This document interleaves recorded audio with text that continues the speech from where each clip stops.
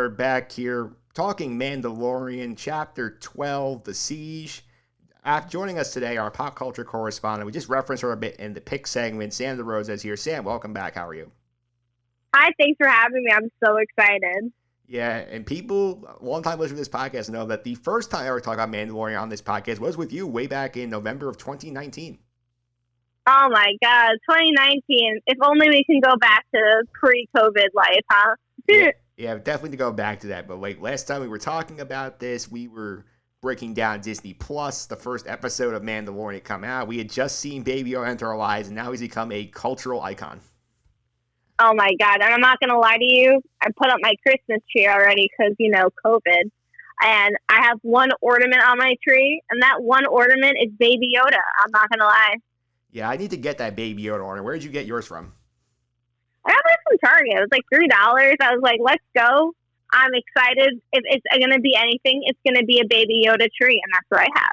Yeah, that's always good. I have the Lego set, like the little like brick heads one of Mando and the child, so I need to build that. Oh, that sounds like fun. I love Legos. Legos are something you never grow out of. No, absolutely not. I have like a stack of like sets that I haven't had a chance to build yet. There was recently one that just came out. I think they had the Sesame Street house, like of like the first, Ooh. like with the Sesame Street minifigures. So I'm like nostalgia. I have to get it. I want to get that too. It's stupidly, Legos are expensive. Yeah, well, I save on other areas of life. I will not get into what they are, but I do budget for the Legos. You know what? That's a great thing. I must not budget correctly if I'm not budgeting for Legos. So I think you're winning this life right now. Yeah, once maybe Lego Master Season 2 we'll get into more of the Baby Yoda and have a Baby Yoda challenge. That'd be so much fun.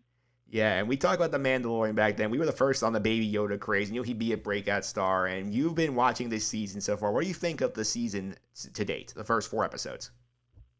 I mean, I just really love this season, excluding, I know you're probably going to put the spoiler thing, but excluding the spider thingies, holy moly, those give me the heebie-jeebies as much as I sound like a 1950s human being. But I've loved this entire season already, and I don't want it to end. Yeah, only 8 episodes again, but they're I think Pete and I said a couple weeks back, maybe they had ideas about 7, then they had to stretch episode 2 out into the Frog Lady episode, but I think this one was sort of a nice throwback of season 1. Oh, it was a really great throwback, and I feel like I'm super privileged to be your correspondent for this episode. I watched it and you were like, oh, come on, or whatever. I'm like, yes, this is great. This is the best episode so far of the season, possibly, for forever. Just kidding. I'm just hyping myself up. Yeah, for the audience, a little bit inside baseball here with the podcast. So Sam and I were talking off the air. We're trying to figure out what week to do this. We started we'll do week 4, and then I'm sitting here watching, and we see we're back on Nevarro. We have Grief Karga there. We have Cara Dune there. We have Antics with the Child. This is a perfect episode. This is kind of what we started with. Oh my God. Yeah, no, it's and then you kind of feel wow, everything's looking so different from when it first began, which I know we're probably going to touch on that very soon, but it's just it's really cool to see, you know what I mean?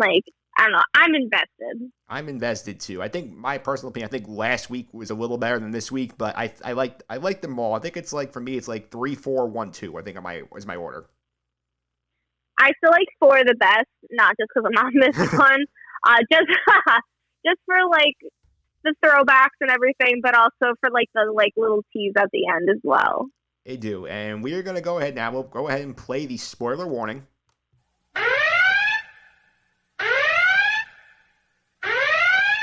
All right, you've been warned. If you have not watched through Chapter 12, The Siege of the Mandalorian, get out, go watch the episode on Disney Plus. Come back in 40 minutes after you watch it, then listen to the rest of this podcast. But I will say, definitely fun. And I want to start at the top here because we have this episode, I think, is probably the most Baby Yoda heavy of the season. We start out on the Razor Crest with Mando teaching Baby Yoda how to be an electrician, and somehow he has not taught this child what they're seeing the red wire and the blue wire is. Yes, I thought that was so cute and so funny, equally, because you bond with people you're with, and it's just Mando's really bonding with the child. Like, he's becoming like Daddy Mando, which I shouldn't say, but I said it and I went with it. Yeah, well, Daddy Man was not very kind to his kid because he got his kid electrocuted. Okay, tell me when you used to help your dad out or whatever, and he's teaching you things and you may mess up. It's just like, it's a learning experience. A little electrical shock to the system is a learning experience. Yeah, I guess. But then again, like, this kid is 50 and he has no idea what the colors red and blue mean. That is true, but they explained why. So he's like 50, aka like 5. Yeah. Maybe even 2 years old. But it's fine. It's fine. Yeah, it's fine. And when we still need to get the Razor Crest fixed because we still have the duct tape job that Mon Calamari did the last episode. So we go back to Nevarro. Oh my god. Our very first planet, and it was cool to go back. Yeah, like I was saying before, like, I just thought it was so cool. Like, I didn't honestly, like, I went back to the first season to just like review what it like looked like, and it had a glow up. The only glow up of 2020. Yeah, they won 2020, Nevarro. They really have conquered the spirits here because like the first season we see a lot of Nevarro. It's basically like a hum for bounty hunters and outlaws and Scumville. Now we come back and it's like a legitimate trading post. It looks like they got like a nice little farmers market going. There's a school. Mm-hmm. It's a much better community. Yeah, it really is, and it's just like they want to keep making the entire planet like good again, you know. So I thought that was like, you know, they still have the same mission for the end all be all kind of deal. Yeah, so we go back to there. We get Grief and Cara Dune back again, and I love Grandpa Grief. How he's so excited to see the child again. That was so cool. It was so awesome, but you know me, I think hopefully I said it last time, but I like Cara's probably like one of my favorite characters of the like series / the whole franchise, because she just is like just an ass kicker basically, and it's awesome. Yeah, and Kara's kicking ass again. Now she is the marshal of the town because, like, sort of like our buddy Cobb Vanth back in episode 1, she's in charge of keeping law and order in this town. And we do have a fun moment with her. I think they were trying to do their own sort of baby Yoda dynamic with her, where they had her making friends with the lemur. Oh my god, that thing was like hella ugly, but also super cute at the same time. And I'm like, I don't get this, but whatever. I'll just let it in there. It was kind of like a fluffer piece. Yeah, it was a little bit of a fluffer piece, and we do find out while they're there, they're going to get the ship prepared, and we drop the ship off, and we have a meeting there of the mines, Mando, Cara, and Grief, and their goal here is, obviously, we're cleaning up the planet. There's one more Imperial base we haven't been able to purge. You got a couple hours to kill. Why not help us? So, once again, the formula of the show sticks up. It's like Mando rolls into town. There's a problem. Now he's going to try and solve the problem. I think this is a good problem to solve. It was a great problem, and it was a problem that they didn't realize how big it was that they destroyed. So they fixed a huge problem. Yeah, they did, and they also have another person with them, and this is another throwback to the pilot of the series. We get the return of Mythrol, the first bounty Mando captures. Now he's trying to work off his debt as Grief's bookkeeper. Oh my god, he's so annoying. Like, I'm sure like that actor just does a good job because I'm just so annoyed. Yeah. Like, the entire episode where you're just like, dude, why doesn't he just get shot? But like then again, it's like trooper shooting and they have no aim. Yeah. But like, he was just so annoying. Before we get back to him, like, what do you think of the joke last week when one of the Mandalorians said that the stormtroopers couldn't hit the broadside of a speeder, and we saw them miss everything last week? Yeah, no. I thought that was so funny, like, because I feel like that's just like a running joke in Star Wars, like the community, you know. And then them just saying that is like perfect. I mean, they also had that. Was it season 1 where they were just trying to shoot the can and they couldn't shoot it, and they were like 2 feet away or whatever? Yeah, it was something like that. And yeah, so I feel like they like keep making little jabs at it, but they still don't like learn. Their aim still sucks. Yeah, they absolutely are. And Mythrol coming back in, I mean, played by Horatio Sanz, a funny comedic actor, and they did a good job as episodes sort of like subverting your expectation, because a lot of times when you bring the reformed bad guy along with you, they have this theory like, oh, we're waiting for him to turn on them, screw on the first chance he gets, but he stays loyal the whole time. So good on him. Yeah, right. I like how Grease is just like, oh, I'll take 100 years off your sentence, and he's like, a 300-year sentence, and he's like, I'll add another 30, and I'm just like, I don't know. I just thought it was kind of amusing that they're like dealing in life sentences than, you know, money or anything. Yeah, I just found it interesting that his skill set when he's keeping the books and now all of a sudden he's picking the locks at the Imperial base. It's a curious choice to bring him along. Right? They just knew he could do it, I guess. We'll just leave it with that.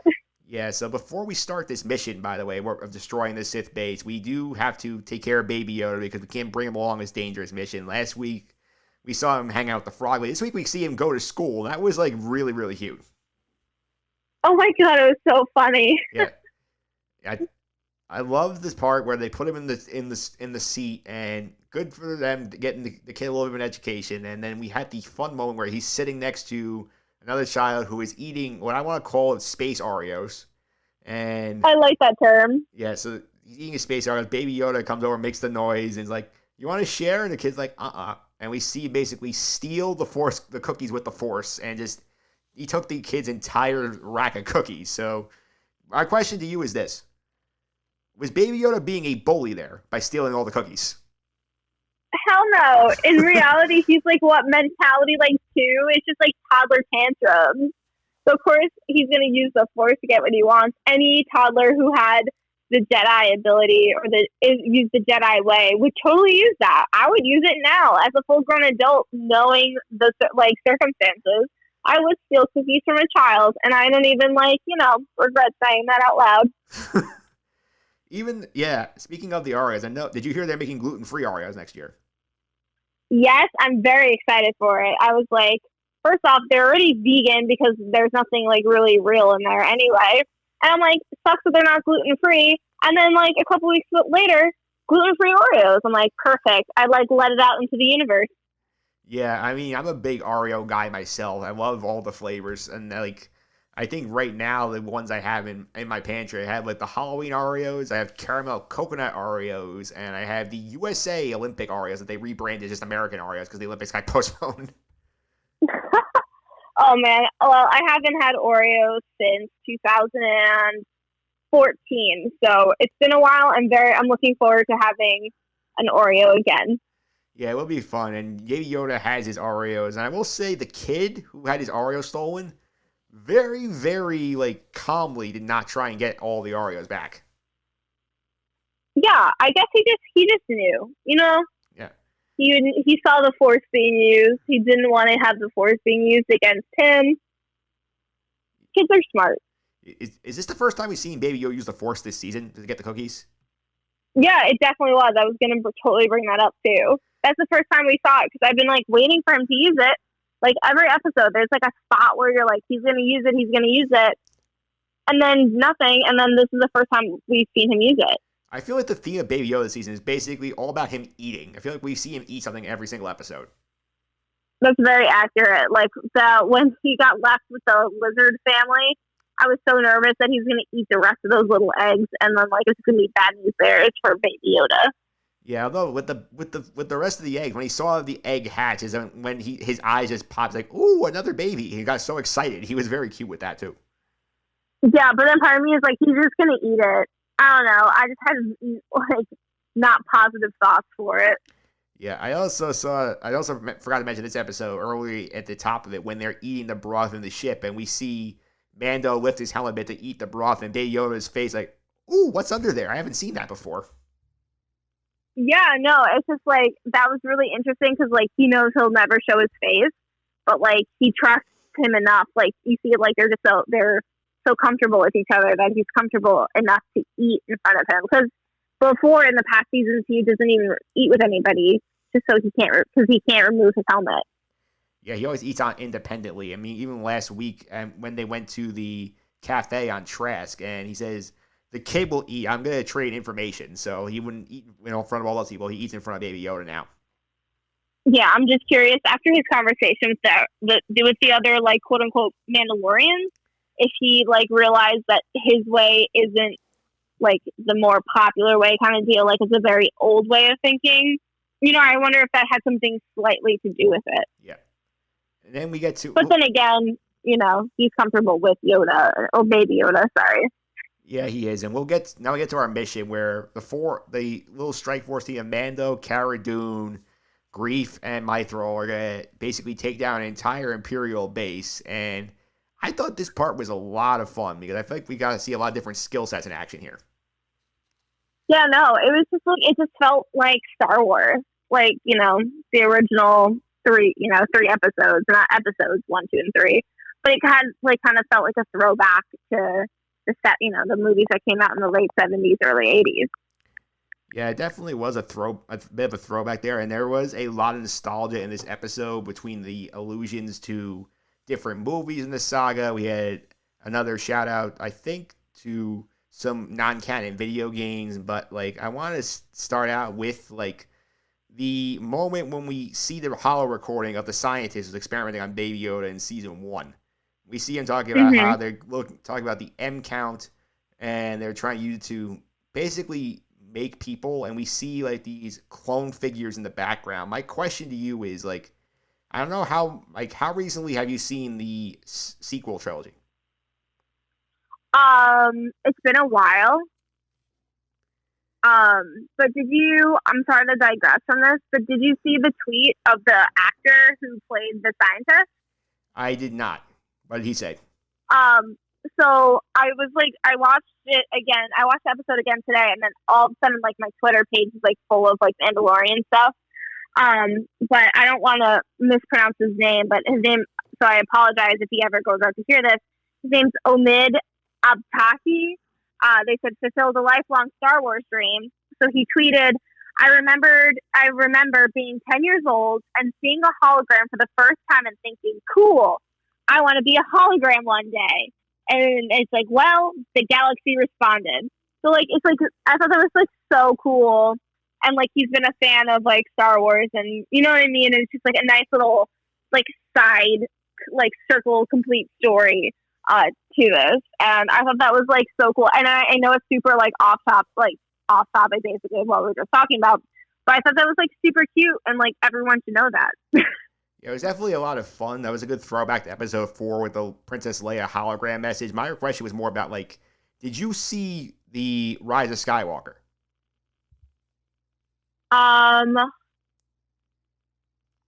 Which episode is that? The movie you're talking? Yeah, 9? yeah. Oh my god! Yeah. The newer. Is that the second newest one or the newest one they have? The one that came out in 2019 that Stanko and I absolutely took a dump on because it was horrible on the podcast. Oh yeah, no, I've actually just recently watched it when it came on Disney Plus. Yeah, what was your take on that? It was okay, I was annoyed that with Finn, it kept shadowing that he was like, he felt the Force, you know what I mean? Like, yeah. He was like, he had, whatever. And then nothing happened with it. And then like, just like how the wrap up was, like who Ray was, and it was okay. I wouldn't be one person to like take a dump all over it, but I thought it was all right. It wasn't my favorite at all. I mean, still episodes 4, 5, and 6 are my favorite. Yeah. I think in terms of that, obviously go back and listen to this podcast as John Stanko and I did, breaking down the end episode 9. We had our big issues with that, but one point they touched on a lot was like the whole Emperor Palpatine basically being resurrected as a clone, and that Supreme Leader Snoke was a clone. It looks like here we're getting the background for the creation of those things. It looks like we saw the floating like clone bodies in the background, and it looks like they could be like a Snoke prototype. One of the Easter eggs they played in this episode was Snoke's theme was playing in the background of that scene. So they're giving you hints that like Baby Yoda's blood is used to create Snoke. See, like, I heard that it was clones and stuff. I read somewhere, it's just like, I don't know, that they were trying to like, I don't know. I don't want to bring it in because I feel like I read it one place and they're 100% wrong. But I didn't know that was the Snoke theme they were playing. But now that you say it, it's like, you know what I mean? It's just like when you point something out, you're like, oh, that's pretty obvious. Yeah, I think like it's gonna be controversial because I think obviously when this season was filmed and written was like before the movie came out and the whole thing got panned. But like, I hope they're able to find a way to seamlessly tie this in without making us remind us all why we hate Rise of Skywalker again. Yeah, imagine if it's just like a army of Darth Vaders. Yeah. I mean, I don't want to rehash 9, but like that was a big plot point. That's a big thing to watch at the rest of the season because obviously they're trying to get the child back to make more clones. And based on where 9 ends up, you would think that maybe they succeed at some point. So that's something I want to throw out there as a theory. That's a good observation. It is a good observation. We do get a lot of fun stuff with like speeder chases. We at one point of this episode, actually is interesting. You think about it. Mando says, "You know what? I'm gonna go back ahead and I'll catch up with you guys." He disappears in the episode for about 10 minutes, which is actually pretty nuts, considering this is his show. Yeah, he was gone for a majority of that, and it like the majority of the fight scene. But then you know what I mean? It makes it's nice to have the ensemble taking like more of the spotlight for one. Yeah, he leaves. We don't see him for a little bit. We get basically Grief, Kara, and Mythro are trying to finish off the base, and they plant the bombs. They steal a speeder, and then we have a fun the scene in the valley there where they're trying to escape on the speeder, and we have Grief back in the gun cannon, basically doing a direct ripoff of like episode 4 with when Han and Luke were shooting off a TIE fighter. I thought that was a fun scene. And I do think the nostalgia they got there with the land speeders, the troopers on the speeder bikes, the TIE fighters, they basically give you like every possible sound you could ever remember from Star Wars in this episode. Oh yeah, definitely. And I feel like Ray said it, and then like you said, like Luke did too. It's like it's harder than it looks, like when they're trying to like destroy the stormtroopers, when they're not like getting them and stuff, like it's just like funny. Like it's harder. You do it then, kind of deal. So I feel like a couple movies have mentioned that. It's just like cute to bring it back up, Yeah, did you happen to catch that 2 of the stormtroopers on the speeder bikes just completely like blew themselves up landing in the valley? Oh my god, that was so stupid. It's just like a roll your eyes. It's like, stormtroopers, they just suck. Yeah, they absolutely do suck. And then we do see at one point, looks like they're about to win. And again, we get another homage to A New Hope when the Razor Crest comes out of nowhere, completely rebuilt, with Baby Yoda in tow. And Mando basically saves the day and destroys all the TIE fighters to save them. I know, but it's just like, that's such classic Star Wars. Like, things aren't looking good, and then all of a sudden, like, the ship comes, and it's the relief they need, and it's just like a basic little, like, their little plot lines over and over again. Yeah, I think Baby Yoda during this part of the episode was fun, too, where you see him when they're doing the maneuvers, and, like, Mando does the ship on a crazy spin. You see him throwing his hands up in the air, he's on a roller coaster. That was great. And then except for the ending part, yeah, it ends, and then he just spits up blue, like Space Oreo cookie goo all over himself, and it's just the next meme that's gonna be like popular for a Baby Yoda for the next like 5 months. Yes. Oh my god. It's just, and then like he goes right back to Daddy Mando mode, and it's like so cute. Yeah. Yeah. Can we get this kid to change of clothes though? Because I feel like we need to get him, to get his little robe laundered after that. Hey, we don't know. We don't see behind the scenes. Maybe he just has a bunch of the same little robe thing. Like in the cartoons where they have the closet with like like 75 of the same shirt. Yeah, like Mickey Mouse has the same pants and SpongeBob has the same outfit for forever. Yeah, like another, like, it's kind of similar to like how, like, I don't know how much of a 90s kid you were, but like how like the Power Ranger teenagers always wore their color in civilian clothes, always like a red shirt or like a pink shirt. They always wore the exact same color. Yeah. So maybe and that was all the Power Rangers seasons too. Yeah, so like that's another point. But this is my one plot hole for the episode I want to bring up here too. I'm ready. Mando is gone for about 10 minutes. Given the amount of ship damage we saw, and we saw that the Mountain Commander could not fix this thing, and we saw they basically duct taped the whole ship. This whole sequence takes place in the span of a couple hours when they drop him off at the school and when they're in the base. They fixed the entire Razor Crest in 2 hours, and it's better than it's ever been. Yeah, I know. I was thinking that too today, and I'm just like, wow, they must have, those 2 guys. I mean, I'm sure there was more, but like how Grief was like, you guys go fix that ship. And it was 2 guys, and one of them, I'm sure what I'm hinting at, the shady one, they fixed that like super fast. Hopefully they just have like a secret army or something to fix it. Yeah, but like they probably just got him a new ship. To be honest, this is like just bringing the old gun. No, I totally understand where you're coming from though, because to me, I thought the same thing. I'm like, well, that was lucky that they fixed the ship in like an hour. Yeah, and that base looked pretty far away. So like, how fast is he flying on his jetpack to get back there, pick up the ship, and pick up the kid, and be back in time to save them? Yeah, I mean, I will give him that. Like the episode last, I felt that like that jetpack went super fast when he was jumping off the ship, the Imperial ship last episode. But no, you definitely have a huge point there.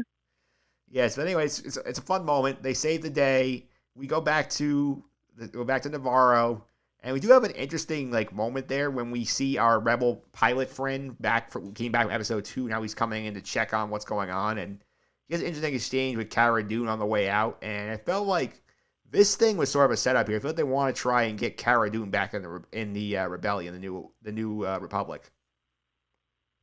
Yeah, I mean, like, I don't know. I like her there, but if we get more Cara time, you know, I'm going to be more for that, to be honest. So I'm curious to see why they set that up, set the scene for that. Yeah, I hate to rain on your parade with Gina Carano here, but like considering some real world developments with her, I would not be surprised to try and scale her character back a little bit going forward. Oh, really? Yeah, apparently she has said some not nice things about certain demographics of people on the internet. You know, that's really depressing because she just ruined a lovely career of hers. You know what I mean? Her career could have flourished under Cara, and now she's squashed it. Yeah, I would not be surprised if she has a big role the rest of the season, and maybe going forward they kind of roll her back a little bit. That would be my hunch with her. Yeah, well, that makes sense if she's not saying nice things.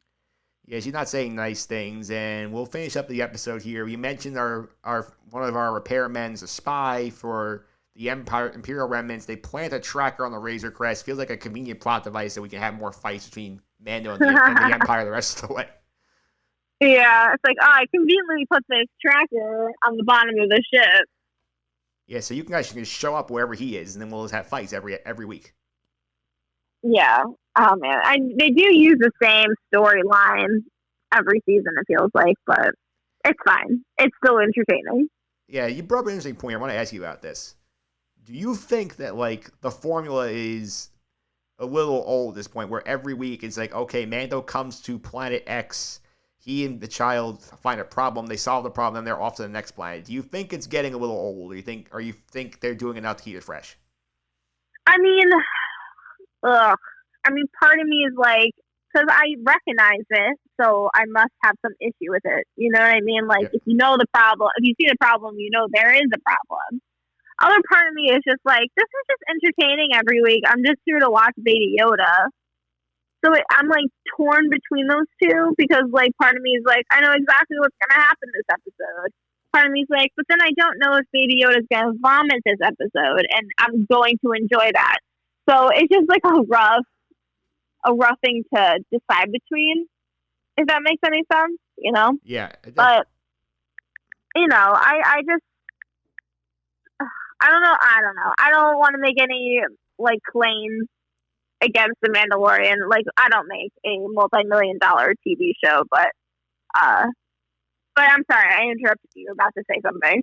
No, that's fine. I was just checking on something about the end of the episode, because we do see Moff Gideon there receiving the message, and we see he's on the ship, and we end on him, and they're building some kind of armor in the background. At first glance, I thought this looked very like Darth Vader clone-esque, but apparently this is another Easter egg linked back to one of the Star Wars non-canon video games about the Death Trooper. Apparently that's the armor they were referencing there. Oh, really? See, like, I never played the Star Wars game, so I feel like I'm missing out on such a significant amount of information, you know? Yeah. Like, I barely watched Clone Wars, which I'm actually want to start very soon. But I thought that too, and then you see the mask, and it's like, it doesn't look like Vader. Yeah, it doesn't. It's like these are like Death Troopers. They were in like several of the video games that are quote unquote legends now. They're not canon, but I think they're bringing some stuff in that they like. I think we'll see more of these guys. I would not be shocked if they're the big army we get at the end of the season. That'll be fun. And then I hope Mando just punches the living bejesus out of Moff Gideon because he's hella annoying. He's not even like the best villain. He's just an annoying villain. Yeah, Giancarlo Esposito does. I think he does a good job. He makes you hate him that much. Yeah, I know. I bet you he's like one of the nicest people ever to meet too. Like that's always what happens. The more annoying and the more like angry I am with somebody, I feel like the more like the nicest person they are. Like, you know, the more nice they are kind of deal. That wasn't English, but here I am. Yeah, and that's basically it for the episode. Next week, we're set up for a very, very fun episode. This might be one that the rumors going on the internet are that this is going to be titled The Jedi, Chapter 13. Where it might be close to an hour and have Ahsoka Tano debut. So there is a chance that episode 5 Mandalorian recap might be a special bonus episode where it comes out by itself. I feel like it might have a lot of big stuff coming. I'm very excited, and it's only Monday, but I can't wait. A perfect Black Friday thing. Wake up, order your online gifts for people, watch The Mandalorian. Perfect way to recover from your turkey hangover on New Year's on Thanksgiving Day. Heck yeah, and get that turkey sandwich for all the leftovers. Yeah, absolutely. Sam, thanks for all the time. I really appreciate it. Before I let you go, can you follow on social media and keep up some of the stuff you're up to? Yeah, definitely. On Twitter, I'm SDEROS5.